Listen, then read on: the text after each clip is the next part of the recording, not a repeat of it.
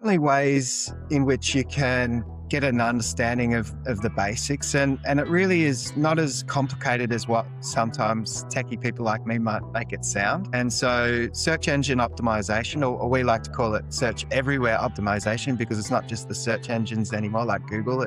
It's large language models, so ChatGPT and all the others that people are using to find businesses and services. And that's the way in which you can grow your business if you're in one without much cost.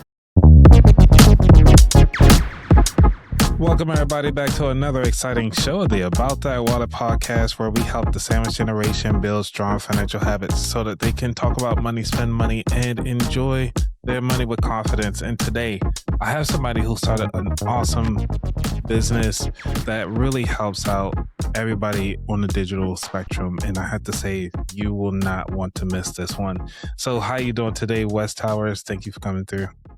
Thank you, Anthony. It's a pleasure to be on the show. I've listened to a lot of your material, and to speak to you in person is a real privilege. Oh, thank you so much.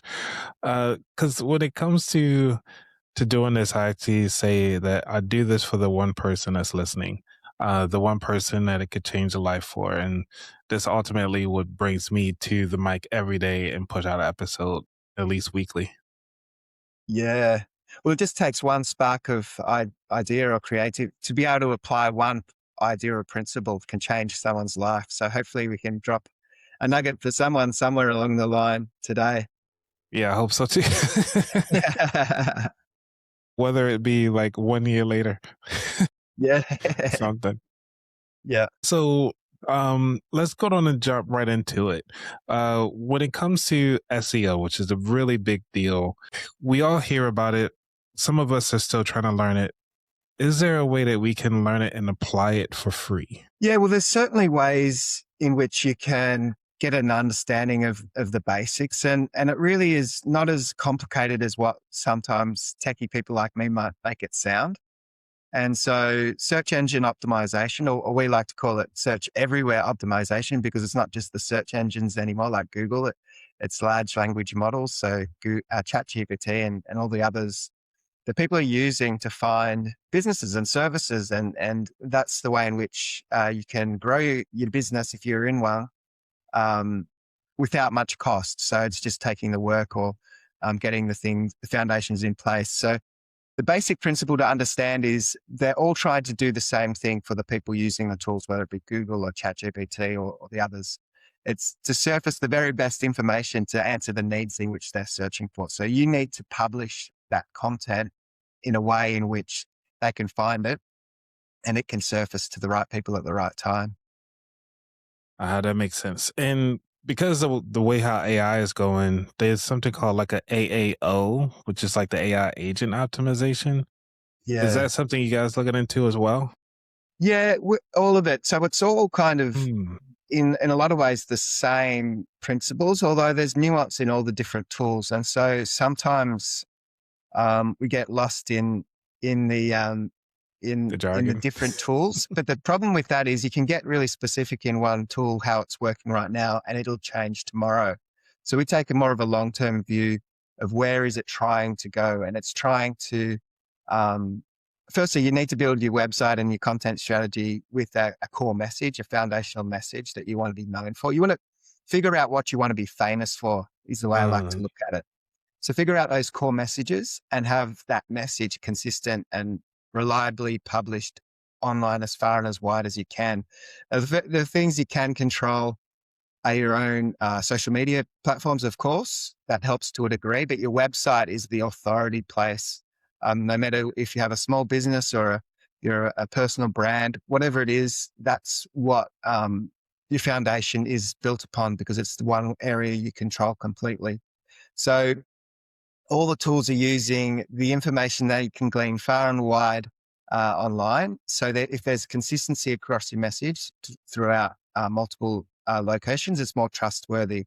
And they're able to see it all, especially the large language models. They can find what's being said on about you or your business in various locations and collate it into what they perceive to be their version of truth. So it's about if you're optimizing for AI, it's about getting your message in as many places as you can, and having that having a firstly you've got to have a message, a strong foundational message that you want to share to the world, and have that published far and wide so that the AI platforms can find you and understand what you're about. That sounds awesome, because one of the things that we all come across is like, hey, we want to start a business, but yet we always hear, oh, we also need a website. And we were like, man, do we need a website designer? But what do we put on our website?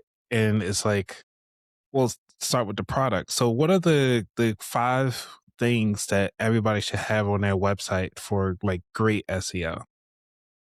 Yeah, so the basics are always the best thing to have, that prove that you are who you say you are, and you are where you're located even. So basic things like you should have an about page so that people can grasp exactly who you are and what you're about.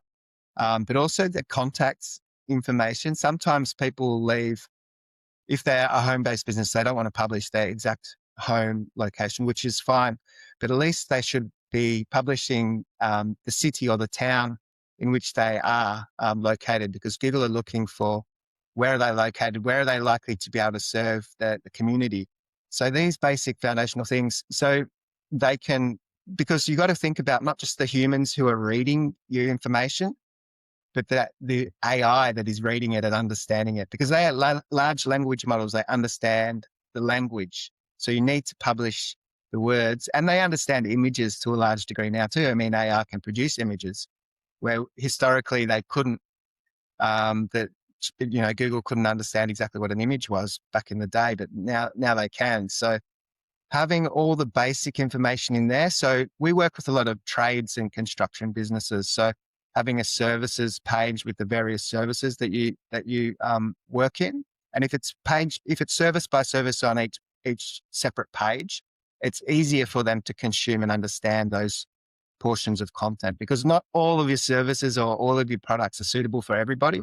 Someone's having a very specific conversation with their ChatGPT or Google. They're looking for something really precise and specific. So the more you can segment your content into logical pages, multiple pages ideally, then it's easier for them to grasp. But things that prove you are who you say you are, case studies, stories, examples with the trades construction businesses. I mean, some of them are building really beautiful buildings. So to show case studies and these buildings, the photography is really helpful too. So people are really rushed online. So they're really not reading word for word everything you say, but they're reading the aspects of what it is that's important to them. And also the tools are finding those key ingredients that someone's looking for at any given time. So really basic foundational things. But everything's changing so fast. It's crazy. It's exciting and terrifying, really, my whole industry. I had a bit of a wake-up call to what's going on a few years ago, and really had to adjust how we work as a business so we can better serve our clients. Well, can you talk about that wake-up call? Like, what happened in that moment? Yeah, so I had a business valuation done, and it was because of separation, divorce. So it wasn't the greatest of times. I was really in a pretty bad state. You know, you can imagine with any of these things, everything needs to be assessed and measured, you know, for the asset pool and to figure out who gets what and all of that kind of stuff. It's kind of the same around the world. I think, it's measured differently, but I needed to get a business valuation done because of that was part of the family asset pool. And so it was a bit of a wake up call, because it came in a lot lower than I anticipated it would. Now there was positive sides of that from my perspective, obviously, but the risks, the value said, yeah, the business is great. It's been going a long time. I mean, it's over 20 years. Reliable, predictable income, recurring income, all the things they look for were great. But he said AI was a massive threat to my whole industry. And so that was like, I kind of knew that already, but I was just so busy in the work and everything else going on. I thought, oh, wow, I better start figuring out where this industry is going and getting into the right position for the growth that might occur, because any change there's opportunities. And so I really doubled down on how we do the work. and brought my team into the conversation. Historically, I'd done all the standard operating procedures, how business was done. Everything was done my way. Everything was, and what I thought was best. But this was bigger than me, and I couldn't figure it out on my own. And I had technical people around me. So I said, right, what are you seeing? What's happening? What do we need to adjust and change so we're ready for whatever comes in the future? And so they really helped me refine the way in which we work. And we had our best financial year off the back of that, which is Nice. wonderful. But yeah, so it's always evolving those too. So the tools and technology is changing so fast. We just need to be ready for the next thing and be nimble enough. That's the advantage of small business. You're flexible and dynamic enough to change when opportunities arise. With the big guys, they're difficult to change because they're like a big ship trying to steer a big ship. Really difficult for them to change their ways. But for us, we're nimble and we can change and adjust. And hopefully we're really positioned well for the growth and what happens in the future. Yeah, the positioning of things on a website, super, super important to have things where people expect them. The user behavior, the user experience. We all learn where things are typically on a website, and that's where they should be because that's where people will find them super easily. This is for the human user. Basic things like you've got a menu along the top typically, you've got the logo brand on the left, you've got a call to action on the right. I'm talking about the header here. But even within the menu, so that along the top, the contact page is typically the last, and it always should be because that's where people expect it to be. So if someone's visiting your website and all they want to do is get your contact details, find your address, find your email address, whatever it is, they should be able to find the contact page super simple. It's the last item usually, so therefore it should be. And so that's kind of having everything in a logical sequence and structure is always going to serve you better. Sometimes people try and get a little bit clever with these things, thinking that they know better than everyone else. But you really got to keep it simple, clean, consistent layouts that people can understand. Because, historically we designed for PC size screens, and now more people are using their mobile, their cell phone to view the website as well. So you've only got a small screen size to play with now oftentimes. So you've really got to be thinking about how the website will respond to this different screen size in which it's being viewed. So there's a whole bunch of other things. I don't know if I've given you 4, 5, 8. No, this is great. Because there's some of the things that we all forget or really even think about when you're building a website. It's almost like you said, because you deal with a lot of people that are doing businesses of the service business. It's like, well, sure, as long as they can contact me, that's all I really care about. Like, not so much anything else. So they usually just have a one pager, and you mentioned having multiple pages to some degree, but it's like, is it okay to have the anchor pages inside the thing, or does it have to be separate pages? Yeah, there's kind of two philosophies around it. And so the concise and compelling content is really helpful. So that could be served on one page, but that's serving the human user really, really well because they can quickly understand and grasp it. We've got to be fueling AI with deeper information. So that's where multiple pages can be more helpful because it's structured in, segments of what you do or what you're providing. So it's easier for them to consume it because they're consuming large content and only giving the information which is suitable for the end user. That's very precise. So you can't get really precise with a one pager. The other way you could do it, you could do a one page for your main business, but behind the scenes to fuel Google, fuel large language models is to have maybe blog or news or stories where it's more substantive content. So you've got to get that balance right. Your main pages, whether it be one or a few, really concise, compelling, easy to understand, easy for your eye to grasp what it is and take action. But yeah, fueling the engines and the tools with deeper content within your website as well. So it's a bit of a balancing act. It sounds like it because we always see some of the pages with in depth of pages upon pages, but it seemed like they've been doing this for years. So somebody Yeah. that's new, they might not have that breadth of content to put out there. So Yeah. how important is it to have an FAQ page? It's really, really helpful. I Historically, it was really, really beneficial for Google. It's less so now because you could tag things as FAQs, and Google love answers to questions. And so it helped them tremendously. They don't sort of crawl the pages just like they did a few years ago. Even they're changing all the time, but it's still really helpful because it's helping you answer the pain points. So every business, people legitimately have questions. So to address those questions up front, and so in an easy sequence. The other powerful thing in an FAQs is to think about the questions people should be asking. So it's a way in which you can gently expose why you're superior to the competitors.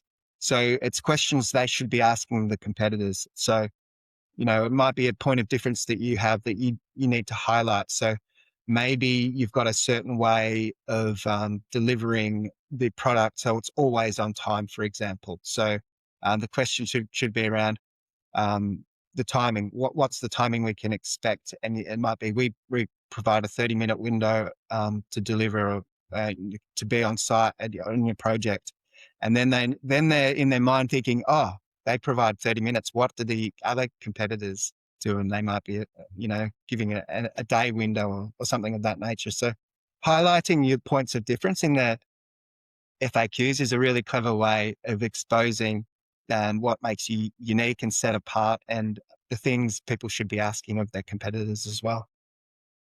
Okay, I like that. So, because it's almost seemed like we have to study who our target audience is. It's almost like we got to figure out who they are before we put it on the website. Um, Yeah. because you seem so resourceful, where did you learn to study human, I guess you could say, psychology around sales or even buying things? It didn't come naturally, the sales side of thing. I guess when I started out in business as a young guy, I was really shy and reserved, and just I felt inferior to everybody else. Starting out in business as a young fellow and meeting people who I felt like they were really successful business leaders, I just felt inferior to them. And so I presented in a poor way, and, I was nervous and I was sweating, and I was, all of these things didn't present very well in sales opportunities. But something I did to learn the craft of communication and to understand people to a higher level was just join networking groups, a Interesting. variety of them. And some of them encourage you, or even almost expect of you, to stand up and present on your business for a minute, let's say. As they all vary, but maybe it's 60 seconds that you stand up and present on your business. It forces you to get really precise and specific in the way in which you communicate. Because some of these groups I joined were weekly, I'd stand up, I'd present, I'd mess it up a little bit, I'd get a bit of feedback potentially, and think about the next week, because there was always the next week to improve and enhance and get better. And so just by observing the other people in the room, I got to understand what makes them tick and how they communicate for their own businesses, which might have been completely different to mine. But the way in which they presented, I learned a lot of the human aspect of just by doing it. And I love people. It's my favorite part of business, talking to people now. Where I started out shy and reserved, that's my favorite thing. So I even started my own little networking group, Oh, which nice. is more of a social group. But I think just understanding people, it's that one distinction that makes us us. And it's the one thing that the AI can't bring. It's not a real person. It might be informative and rich in information, but we still, as people, like to buy from people we know, like, and trust. So building those relationships, I think, is foundational. Yeah, and know, like, and trust is an important thing because people hold grudges, and also you never know the foot that you stepped on may be the one you look up to later as support. Yeah. And has that come across in your career so far? Yeah. It's always important, even to to build a solid foundation, relationship, even with those people that are competitors. I mean, I had an amazing referral just recently from a perceived to be competitor. He does a business exactly like mine. And he presented this opportunity to me. He said, I can't pitch for this particular project because I'm on the board of this organization. And so there's a conflict of interest. But hey, I met you years ago. It might have been 4 or 5 years ago that I met this guy, and I think we connected on LinkedIn. And so we stayed in contact to a loose degree, not really, talking or anything like that, but connected. And we had that nice exchange, all those years ago. And he said, well, I know your work. I've been following you.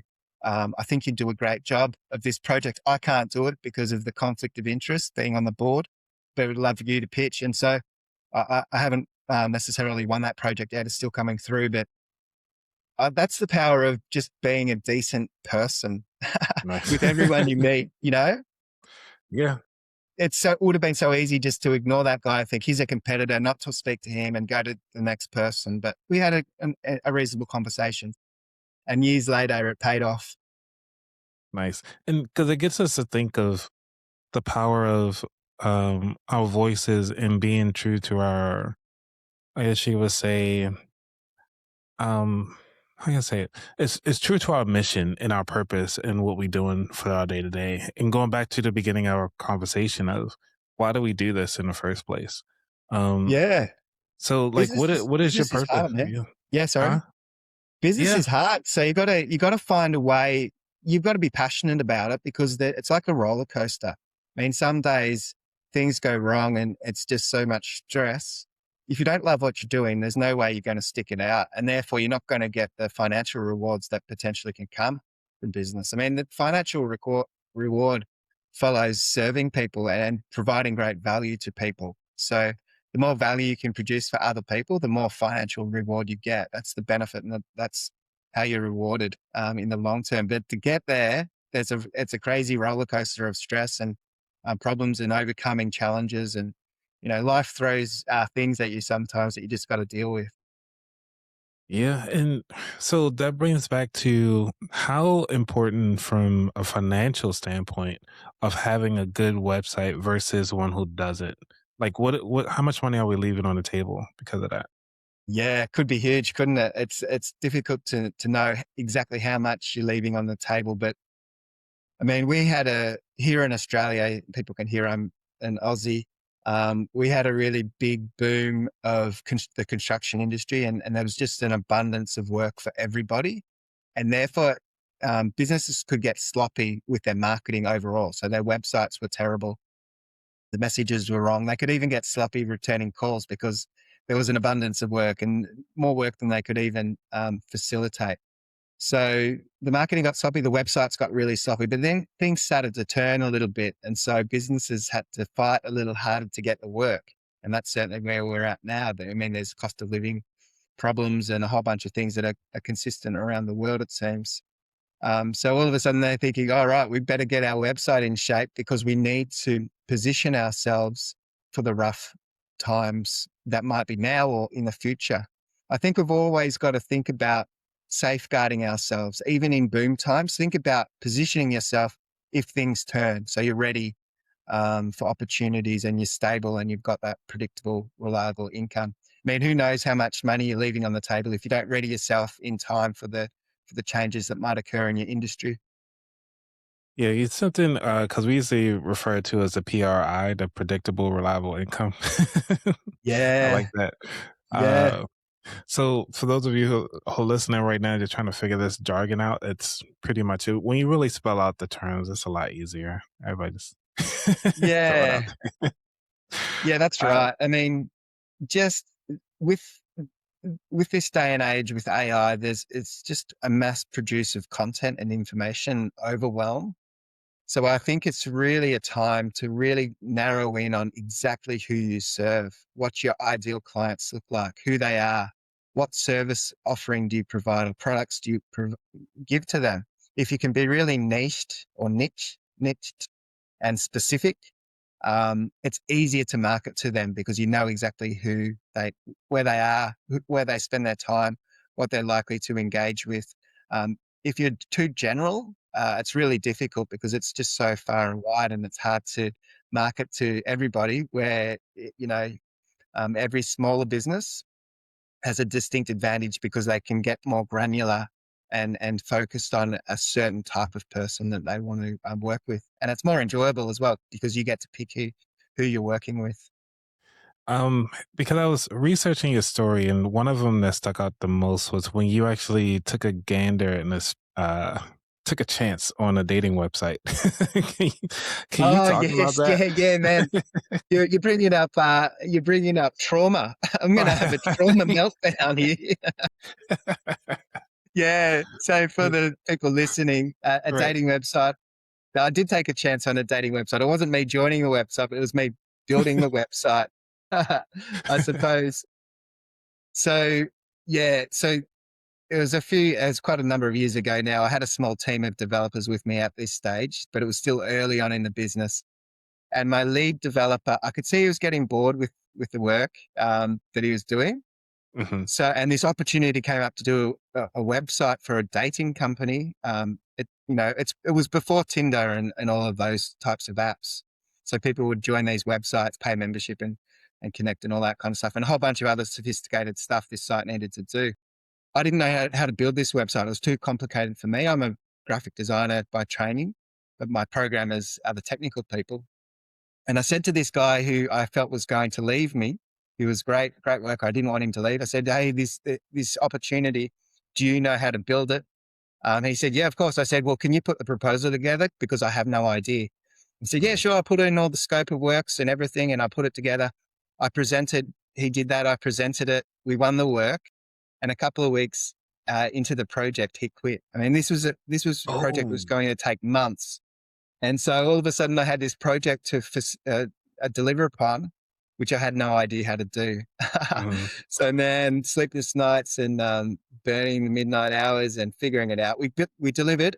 The client had no idea of all the pain and anguish it took for me to figure out how to do it. But we delivered, and I lost a whole lot of money, not because of that one project, but because it consumed so much time. I couldn't do other projects. And so, but we delivered on the promise that I made because I felt like a proposal is a promise. She did really well. She sold that business, but I realized, hey, I've got to stick to my lane. Like these dating websites, they're not my thing. We're better at trades businesses or construction businesses. Dating websites, never going to do that again. So lesson learned the hard way. I mean, don't take on projects because of the wrong reasons. To take on a project to keep one of my team members was the wrong thing to do. But Yeah, thanks for because bringing up that trauma. I'm trying to bury that into my past. well, it's out there in the public now, so you gotta. Yeah, I know. Because one of the things that we all forget is that in business we got to go through those hurdles. We got to go through the trials and tribulations of what it takes to get there. It's part of the journey. We can't avoid it because it's the way to get there. And Yeah, like you said, it helps. It seemed like it almost helped you redirect you focus into who your niche is. yeah, 100%. There's always any challenging time. If you work through it, out the other side, there's positivity. It just doesn't feel like it at the time. It's like anything in life, the challenges, the overcoming is the beauty of life, isn't it? You have these Yeah, challenges to overcome, and it keeps life exciting and rewarding. If everything was easy, there would be no reward because it's easy. But the right. benefits of fighting through the battles and overcoming, I think it's business just amplifies everything to a higher level. I think. It will humble you for sure. Yeah, I know. So, we've been talking about SEO and AO for a while and Mm. how that actually can impact our business. It'll be great if there was a source that could provide this. Do you happen to know one? Yeah, yeah, happy to. Okay. We do, yeah, man. That's exactly what we do for businesses. So we support them. For the large companies, we work alongside their marketing team and fill in the gaps of what they do. But for smaller businesses, we do it all for them. So content writing of the website, because that's a massive thing, as we talked about, the design of the website. So everything's structured in a way in which people will engage with it and take action. That's exactly what we do. So yeah, happy to plug my own business for sure. Thanks for the opportunity. Oh, anytime. Because I like the word you call it uplift 360. Is that just because from the revolution of a circle, or because you're dealing with the marketing, well, not the marketing industry, you're dealing with the construction industry, it's a 360 for the angle 360? It's both. Absolutely. You've nailed it. So what we're doing is uplifting people's presence online. So getting more visibility, helping them grow their businesses online, but looking at it from various angles. So 360. So that directional piece, which also relates really well to our target market, as you say, the construction people who are considering the building process and the different angles and so on. It just relates really well to both those points of view. Nice. Now, because we come up to the features here, which is the future of SEO. Where do you see that going next? Because you mentioned it a little bit earlier about imaging, but do you think it can go any further? Yeah, well, there's no longer any ways to cheat your way to the top. Over the years, there's always these little strategies that people would do to trick their way into getting attention by Google. So, and over the course of time, what would happen? People would find these tricks and they would apply them. Google would realize what people are doing to manipulate them and change the rules or adjust. And they would potentially either downgrade the website or blacklist them completely if they thought they were really bad in what they were doing. So getting blacklisted, it's always really difficult to dig your way out of that hole. So I've always had the long-term view of doing it ethically. It's slower, but it means you're not going to get burnt in the long run. So that uplift, so there's incremental, consistent improvement if you do it right. So thinking about producing information and content that the search engines like to see, but also producing it human first. So for the human readers, if you're providing information that's great for humans, then that's a safe bet that all the tools are going to appreciate it as well. So that's what we're doing with our clients. And there's been a roller coaster ride with even that as well, because people are getting their answer in Google itself. So we used to track the click. We'd have a set of keywords, so the phrases people might search for. People would click on the Google listing. That we'd be able to track that easily and see the return on investment, because it's all trackable. But now brands are being mentioned without even having a click. So you can't track that. So everyone's getting less traffic to the website when they're in that research phase, because they're getting their answers elsewhere. But when it comes time to buy, they're still visiting the website. They're still having that conversion to business. So we needed to talk our clients through that process. Why are we getting less traffic? We'll have to explain the tools are changing and need to adapt with those changes. So it's been fun working with clients, some of them many, many years, and through the journey, everything's changing. Nice. So what about you? What do you think, what skill or something like that would take you to the next level personally?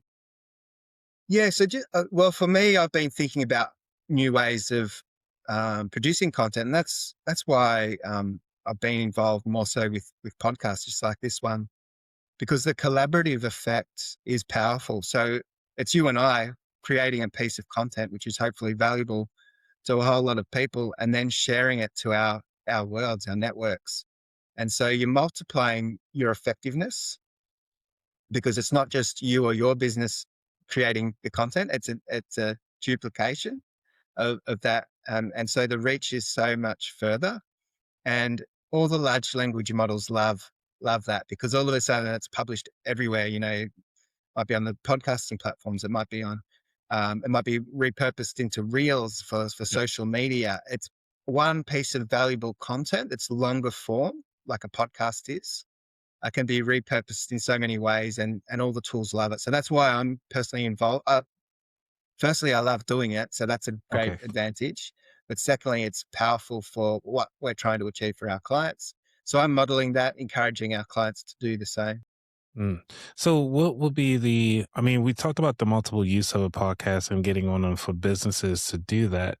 How do you pitch podcasting to your clients to say like, you guys should at least be on the podcast? How do you pitch that? Yeah. Yeah. Well, it's difficult because not everyone will want to do it. Not everyone's comfortable and confident to speak, um, publicly. But yeah, so those that are not happy to do it, that's fine. That's where they're at. But for those that are brave enough to try and make mistakes, the Mm, reward is just so fruitful. I've got my own podcast now, which has only launched this year. And nice. so that's an easy one to get my clients on the show because they're going to be able to, I'll be able to support them in that conversation, Mm, and have that content produced, and shared far and wide for them. So it's going to help them, their business grow, but also it helps me obviously, as well to do that. So I'm still learning the craft. I mean, being a guest is great, and That's it's the a easy certain part. skill set, but hosting is different, isn't it, man? You've done Oh it yeah. for a while, so I feel like my first couple of shows were pretty rough in my hosting, but I Yeah. feel like they're getting better, and I anticipate they'll just continue to improve. So it's a learning journey, and that's I enjoy it. So that's the main thing. Yeah, it's definitely a different skill set to being a host and a guest. One of the things about, I would say, as a suggestion for you, hopefully it helps, is to I'll just say really, since they're your clients, you would know their pain points are, but really getting to know who the person behind doing the crafting. So if you're keeping it small to the Australian market, so say if for any reason I come to Australia, but like, I want to build a condo. I wouldn't listen to your podcast because it's Australia based. Like, who should I go to? And then you'll have everybody lined up right then and there. So Yeah, that's it. So I've had guests mostly from international so far, but yeah, super keen to get more and more Aussies on there. Um, yeah, it's been interesting. So there's those that have never done a podcast before, mhm. which is different as well. Um, Yeah.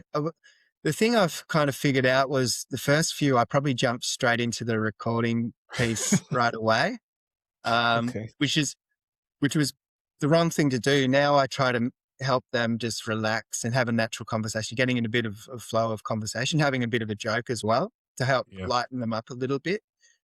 I think the craft of doing the stuff you do before the recording, for Mhm. me, that's been the best learning so far. But there's a whole bunch of other things I could do better for sure.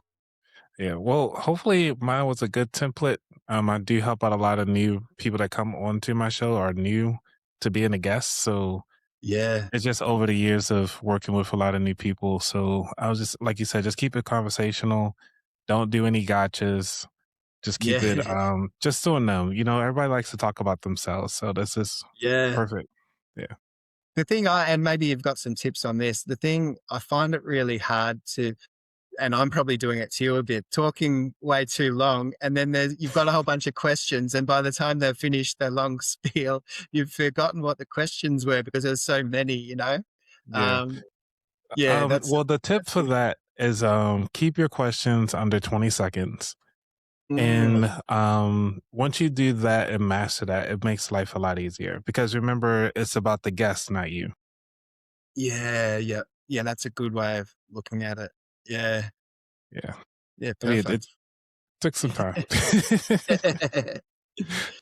So, is there anything, before we get into the final four questions, is there anything you want to leave the person that's listening to this? Yeah, look, obviously we're speaking a lot about business, and those running businesses, but it's some of these things need to be considered even for those that are employees because the workplace is changing. And so thinking about how you position your own career path, if your career is potentially at jeopardy of being replaced by, AI, or at least changed in some degree, thinking about what the likely changes might be and how do you adjust so you're one of the first people ready for whatever's changing. So kind of trying to foresee what's happening, just like a business tries to do, foresee where the industry is changing.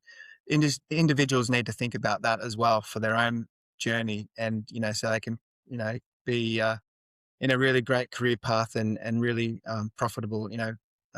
Making great income and all the things that they want to do in life. So yeah, it's changing times, but it's exciting times for those that are getting ready for it. I like it. All right. So you ready for the final four? Yeah, let's do it. All righty.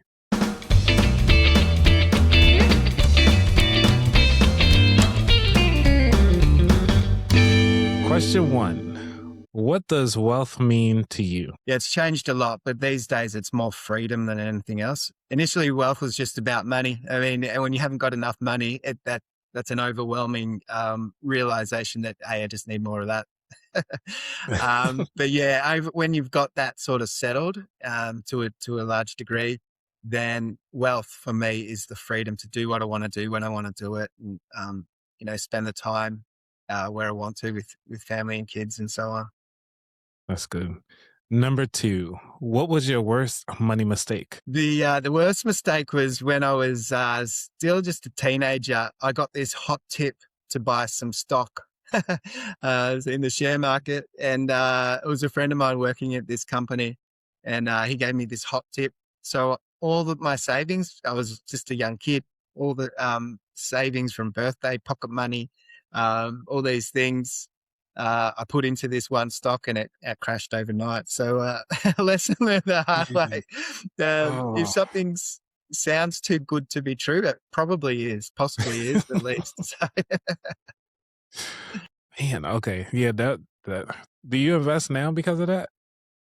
I have done, not in the stock market anymore, but Okay. yeah, I did a bit, but certainly more considerate and research things a whole lot better these There you go.